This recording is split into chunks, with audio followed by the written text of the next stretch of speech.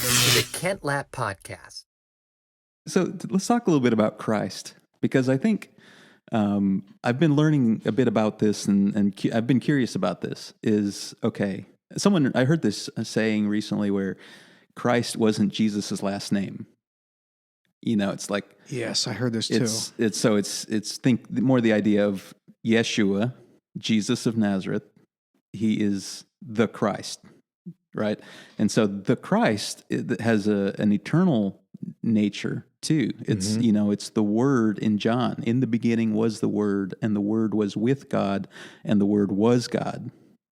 And it goes on to say that, without him, there wasn't anything made that was made. Again, it speaks to Christ being the creative force at the beginning of time. Yes. And so the Word, this idea of logos, so this truthful, loving speech that, created the ordered world that we know out of the chaos of potential, like that, it was in some way this eternal nature of Christ. And then all of that was present in the man Yeshua.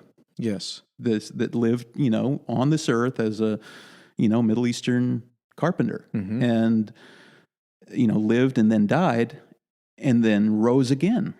And so it's like that final, kind of death, got his tail kicked. Yes. And, the battle was won. It's Yes. like, and that's the point in Colossians, right? It's Yes. like, that's what he's saying. It's like, that's happened right then and there. Yes. But this idea of Christ as something beyond the space and time of Jesus Christ, Jesus the Christ, is, and so it's, Yes. and then there's also the part of Christ that lives in us, Yes.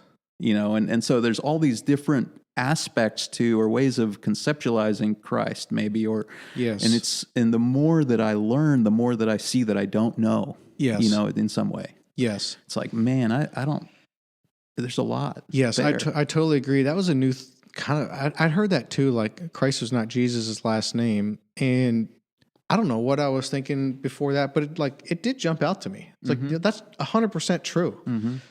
He is Christ, Son of the living God. One of the things that C.S. Lewis did a good job kind of talking through in his book, Mere Christianity, is just this idea that you kind of have to accept Christ as a madman or Jesus Christ, the Son of the living God, but it needs to be one of the two. It really can't be just a good moral teacher. Yeah. Because if he was just a good moral teacher saying the things that he said, then that would be crazy.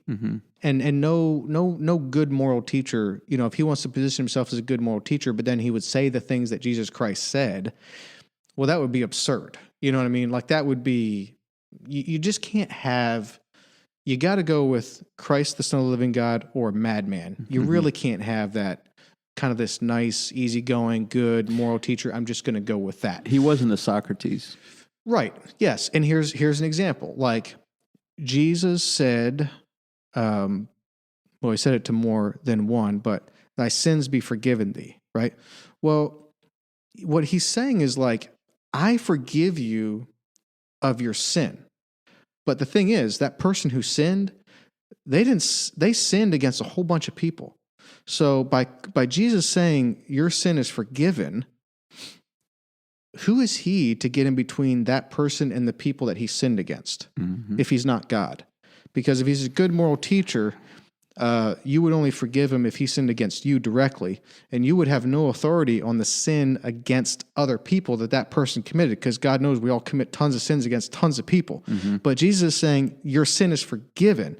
So I think part of what we can see out of that is that all of our sin ultimately is a sin against God. And so if I sin against you, that's true in one fashion, and in equally true, or maybe even more fashion, is when I sin against you, I more importantly sin against God. Right. So that forgiveness is ultimately what matters.